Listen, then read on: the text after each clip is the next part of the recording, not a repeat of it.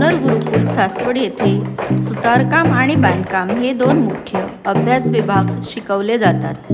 सुतारकामाच्या अभ्यासक्रमात विद्यार्थ्यांना सुरुवातीपासूनच हँड्स ऑन लर्निंग पद्धतीने विविध प्रकारच्या जॉयनरी शिकवल्या जातात. यामध्ये टक्कर जोड, कात्रा जोड, होल कुसव, टाळी जोड, अंगठा जोड, नवई जोड यासारख्या महत्त्वाच्या जॉयनरीचा समावेश असतो.